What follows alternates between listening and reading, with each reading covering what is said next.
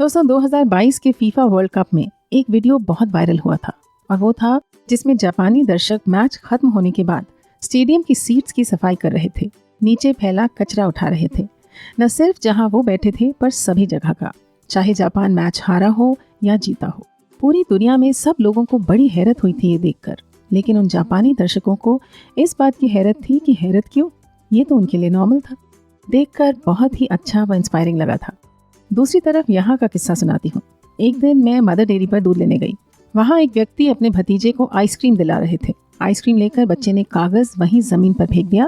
मैंने बच्चे को बोला, बेटा कागज उठाकर किसी डस्टबिन में डाल दो, या डस्टबिन नहीं दिख रहा तो हाथ में रखकर ले जाओ, घर जाकर फेंक देना। बच्चे ने बात नहीं मानी और मुझे घूरते हुए आगे बढ़ गया।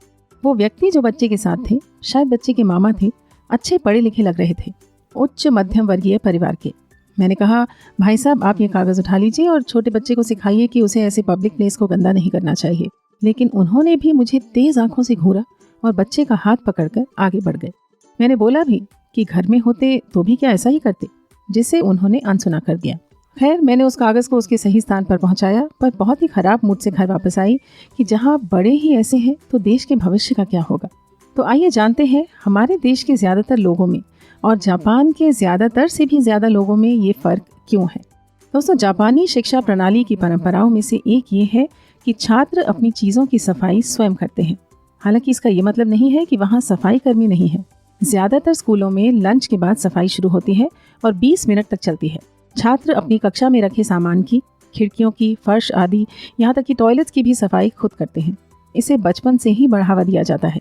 हर सेमेस्टर के लास्ट डे पर ओसोजी यानी बड़ी सफाई का दिन होता है। हर कक्षा के छात्र अपनी कक्षा और स्कूल के 2 और हिस्सों की सफाई के लिए जिम्मेदार होते हैं। वहीं सीनियर क्लासेस के छात्रों का एक ग्रुप जूनियर क्लासेस के बच्चों को उनकी सफाई में मदद करने के लिए भी जाता है, जिससे बड़े लोग छोटों की मदद करना सीखते हैं और बच्चों को रोल मॉडल से सीखने को मिलता है। साल में 3 बार तीसरी कक्षा से बड़े छात्र सफाई के उपकरण लेकर स्कूल के आसपास भी सफाई के लिए जाते हैं। हालांकि सभी स्कूल ऐसा नहीं कर रहे हैं, जिससे कई जगह कचरे की मात्रा बढ़ रही है।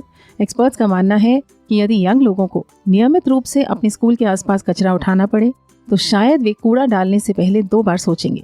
कई लोगों का मत है कि बच्चों को इस समय का उपयोग पढ़ाई में करना चाहिए, लेकिन जापानी माता पिता भी यही मानते हैं कि ओसोजी के कारण बच्चे अपनी सराउंडिंग्स का सम्मान करना सीखते हैं और सीखते हैं कि गंदगी ना करना बेहतर है, क्योंकि साफ तो उन्हें ही करना पड़ेगा।